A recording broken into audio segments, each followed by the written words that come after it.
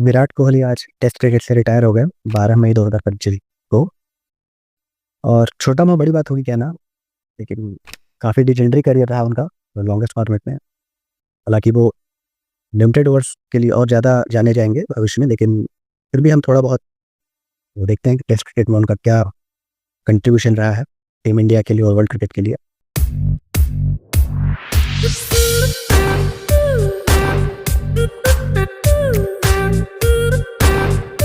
तो जो overall states हैं कोहली के, वो तो आई थिंक सबको पता ही है कि 9,000 से ज़्यादा रन 123 टेस्ट में, 30 शतक और लगभग 47 की एवरेज, जिसमें कुछ लोगों को निराशा भी होगी कि हाँ वो 10,000 रन से थोड़ा चूक गए। लेकिन इस 14 साल के कैरियर में भी अगर मुझे सही से याद है 2011 में उन्होंने अपना पहला मैच खेला था, तो 14 साल के कैरियर में भी काफ़ी सारे सुनहरे मोमेंट्स रहे।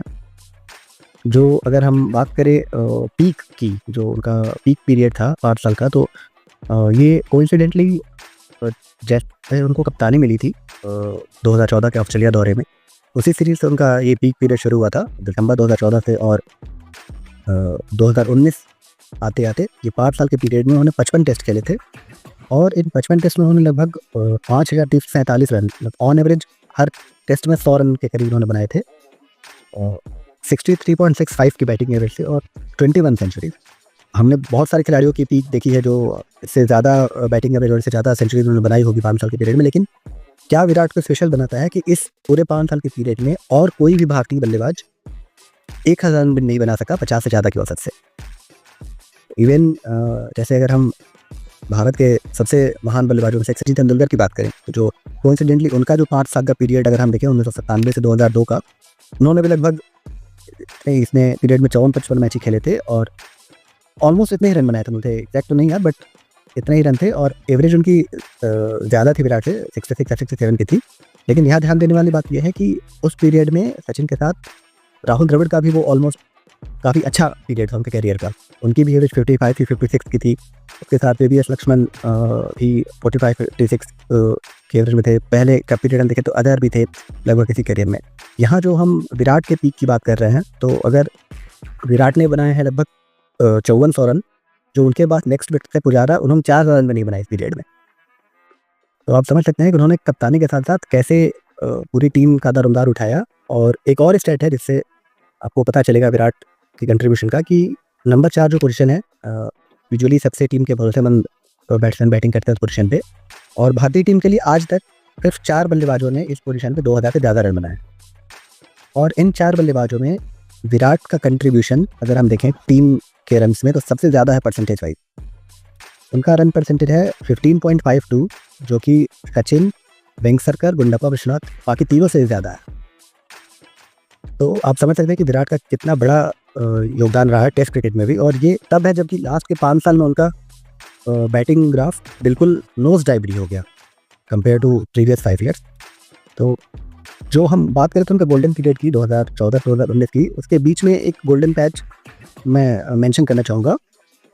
अगस्त 2016 से अक्टूबर 2018 तक, इस 2 साल के पीरियड में उन्होंने 22 टेस्ट खेले और 22 टेस्ट में 2668 रन बनाए, 78.47 की एवरेज से 11 शतक, तब हर दूसरे टेस्ट में 1 शतक। और मज़े की बात यह है कि इस पीरियड में स्टीवन स्मिथ, जो अनडाउटेडली मॉडर्न एरा के सबसे महानतम टेस्ट बल्लेबाज हैं, उनको भी विराट ने पीछे छोड़ दिया इस पीरियड में, जबकि वो स्मिथ का खुद पीक दौर ही था। तो उन्होंने स्मिथ से लगभग 500 ज़्यादा रन बनाए और बैटिंग एवरेज भी लगभग स्मिथ के अगर 67 की थी तो विराट की ऑलमोस्ट 79 की थी। और स्मिथ और विराट की बैटिंग इनिंग्स सिर्फ 2 इनिंग्स का डिफरेंस था। अगर विराट ने 22 इनिंग्स खेली तो स्मिथ ने 20 इनिंग्स खेली थी। इस दौरान उन्होंने 6 दोहरे शतक बनाए, जो बहुत से महान खिलाड़ी अपने पूरे करियर में नहीं बना पाते, वो विराट ने सिर्फ 18 महीने में बना दिए थे। और इसमें कई सारी इनिंग्स ऐसी थी, चाहे आप दिल्ली में खेले गए 243 की ले लें या फिर वानखेड़े में खेले गए 235 रन की इनिंग ले ली, जिसने ना सिर्फ मैच जीता बल्कि ओपोनेंट को पूरी तरह क्रश कर दिया था। तो जब हम बात करते हैं ओपोनेंट को क्रश करने की, तो यहाँ ये भी ध्यान देना चाहिए कि जो मैं बात कर रहा 2 साल के पीरियड की, इसमें विराट का बैटिंग स्ट्राइक रेट 65 का था। 65 का स्ट्राइक रेट टेस्ट क्रिकेट में काफ़ी ज़्यादा मायने रखता है। तो अगर आप बहुत सारे देखें विस्फोटक बल्लेबाजों की, जयसूर्या की बात करें या फिर अभी मॉडर्न क्रिकेट में भी डिकॉक वगैरह की, तो इनका भी ऑलमोस्ट करियर स्ट्राइक रेट इसी रेंज में मिलेगा आपको। तो विराट ने उस स्ट्राइक रेट के साथ बैटिंग करी और विथ फिनोमिनल कंसिस्टेंसी। आपको शायद विश्वास नहीं होगा कि जो 2017 का साल था उसमें विराट का बैटिंग एवरेज 75.64 था और ये उनके उस साल के बैटिंग स्ट्राइक रेट से कम था। तो बहुत सारे आइकॉनिक इनिंग्स थी जिनके बारे में फिर रही बात कि विराट के आइकॉनिक इनिंग्स के बारे में बात करना मतलब सूरज को दिया दिखाने जैसा होगा। चाहे आप उनकी जो पहली कप्तानी पारी थी 141 रन के डिलेट में जिसमें ऑलमोस्ट उन्होंने इम्पॉसिबल अचीव कर दिया था लास्ट दिन, या फिर एजवेस्टन में खेली गई 149 रन की लोन वॉरियर वाली इनिंग, पर्थ की वो उनकी बेहतरीन 123 रन की इनिंग, या सेंचुरियन में 153 रन की इनिंग। तो हर देश में हर तरह के बॉलिंग अटैक के सामने विराट ने खुद को साबित किया। आज के लिए मैं एक उनकी बैटिंग इनिंग मेंशन करना चाहूँगा जो पर्सनली मुझे काफ़ी अच्छी लगी थी।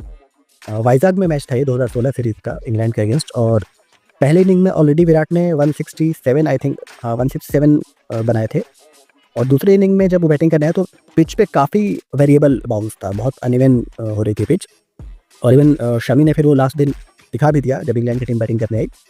विराट ने उस थर्ड इनिंग में भी आई थिंक 80 या 81 रन बनाए थे और बहुत कंट्रोल बैटिंग करी और फिर भी एग्रेसिव बैटिंग करी। आई थिंक 100 या 104 गेंदों में उन्होंने ये रन बनाए थे, और उनके अलावा और कोई भारतीय बल्लेबाज दिखा नहीं पाया वैसा control. I think Indian team ने टोटल 203 या 204 रन बनाए थे, और उसमें से जब विराट आउट हुए तो टीम का स्कोर आई थिंक 150 रन के करीब ही था। तो वो इनिंग मुझे पर्सनली काफ़ी ज़्यादा इंप्रेसिव लगी थी विराट की। और अभी तक तो हमने सिर्फ उनकी बल्लेबाजी की बात करी, बट अगर हम टेस्ट में उनकी कैप्टेंसी लीगेसी की बात ना करें तो बिल्कुल बेमानी होगा इस वीडियो को बनाना। तो जैसा सबको पता है कि विराट ने 68 टेस्ट में कप्तानी करी, बट इस 68 टेस्ट में भी अगर आप देखें तो जो शुरू के 4 टेस्ट थे और जो उनका आखिरी टेस्ट था इसको हटा दे तो बीच के जो 63 टेस्ट हैं जो almost chunk of overall captaincy, इसमें इंडिया ने 40 टेस्ट जीते थे, यानी 63.5% विन रेट, जो इंडियन हिस्ट्री में तो अनमैच्ड है ही, बट वर्ल्ड क्रिकेट में देखेंगे तो सिर्फ स्टीव वॉ ही आपको दिखेंगे इससे ज़्यादा विनिंग परसेंटेज के साथ।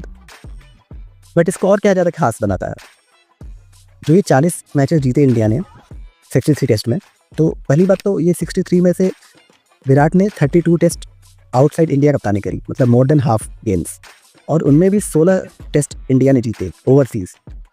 और मज़े की बात यह है कि ये इनमें से एक भी टेस्ट मैच बांग्लादेश या जिम्बाब्वे जैसी टीम्स के खिलाफ नहीं था, तब स्ट्रॉन्ग कॉम्पिटिटर्स के अगेंस्ट था, या तो उनके घर में या फिर अपने घर में। तो 32 में से 16 टेस्ट जीतना, और इसको और क्या ज़्यादा स्पेशल बनाता है कि अगर आप 1990 से देखें जो मोर और लेस मॉडर्न क्रिकेट को कवर करता है इंडिया के, तो इसमें 6 कप्तान हुए हैं इंडिया के जिन्होंने 10 से ज़्यादा मैचेस में कप्तानी करी है आउटसाइड इंडिया। और यहाँ मैं सिर्फ उन मैचेस को इंक्लूड कर रहा हूँ जिसमें बांग्लादेश और जिम्बाब्वे शामिल नहीं है। और इन 6 कप्तानों ने 103 टेस्ट मैचेस में कप्तानी करी है, और उसमें से वो सिर्फ 15 मैचेस जीत पाए कंबाइंड, और विराट ने अकेले 16 टेस्ट मैचेस में जिताया इंडिया को। ऑस्ट्रेलिया में चाहे वो पहली सीरीज़ हो, श्रीलंका में जीतना हो, साउथ अफ्रीका और इंग्लैंड को उनके घर में चैलेंज करना हो। इंग्लैंड में टेक्निकली ये सीरीज़ जीत ही गए थे वो, हालांकि वो नॉट टेक्निकली बट 2021 का दौर अगर हम काउंट करें तो जीत ही गए थे, हालांकि वो लास्ट टेस्ट 2022 का उससे वो काउंट नहीं होता, लेकिन जो उनकी कैप्टेंसी थी और लीडरशिप थी वो सबने देख ली थी उस सीरीज़ में कि कैसे उन्होंने एक टीम बिल्ड करी, पेस अटैक को नर्चर किया। बुमराह हो, शमी हो या ईशांत 2.0 हो, बैटिंग को सब सेक्रीफाइस करते हुए उन्होंने 5 गेंदबाजों के साथ खेलने का डिसीजन लिया काफ़ी मैचेस में, जो कई बार उसके उन्होंने क्रिटिसाइज भी किया मीडिया ने। और जो न्यू स्टैंडर्ड एक्सेट किया उन्होंने फिटनेस का और एग्रेशन का, वो तो नेक्स्ट लेवल ही है। होम डोमिनेंस, अक्सर हम इंडियन टीम को होम डोमिनेंस को टेकन फॉर ग्रांटेड ले लेते हैं, लेकिन 11 कंसेक्यूटिव होम सीरीज जिताना और लगभग 42 से 43 महीने तक लगातार नंबर 1 रैंकिंग पे बने रहना कोई मामूली बात नहीं है। अगर खुद को उनका पर्सनल भी देखेंगे तो कैसे उन्होंने रिडेम्पशन हासिल किया 2014 का जो इंग्लैंड टूर था, जिसमें एंडरसन के अगेंस्ट काफ़ी परेशान हुए वो, और लगभग 134 रन बनाए थे उन्होंने 10 इनिंग में। और उसके बाद सेम जगह पे 2018 में जब गए उससे भी ज़्यादा होस्टाइल कंडीशन थी, फिर भी वहाँ पर उन्होंने 593 रन बनाए। तो ये दिखाता है कि वो कितना ज़्यादा अपने आप को इम्प्रूव करने में विश्वास रखते थे। जो रन्स हैं, और ये तो खैर ब्लैक एंड वाइट है, ये आपको सारे कलर नहीं दिखाएंगे आप कोहली के, जो उनकी लेगेसी है, जो इसको आजकल एक वर्ड चलता है जेन ज़ी के बीच में ऑरा, तो जो ऑरा लीडरशिप और जो पैशन था, तो मैं भी पढ़ रहा था उनका जो उन्होंने अपने रिटायरमेंट पोस्ट में लिखा था कि टेस्ट क्रिकेट शेप्ड मी। तो हाँ, बिल्कुल टेस्ट क्रिकेट ने विराट को शेप किया, बट विराट कोहली ने भी टेस्ट क्रिकेट को एक तरीके से शेप किया अपनी एग्रेसिव कैप्टेंसी से, अपनी लीडरशिप से और अपने ऑरा से, और अपने साथ-साथ वो एक पूरी लीगेसी छोड़ते जा रहे हैं, होप की, प्राइड की और अनमेल्ड एनर्जी की। और होपफुली इंडियन टीम को आगे और भी ऐसे लीडर्स और ऐसे प्लेयर्स मिले जो विराट की लीगेसी को बरकरार रखें। आज के लिए बस इतना ही। मिलते हैं फिर अगले वीडियो में एबी क्रिकेट डायरीज़ के। तब तक के लिए स्वस्थ रहिए, मस्त रहिए, व्यस्त रहिए। शुक्रिया।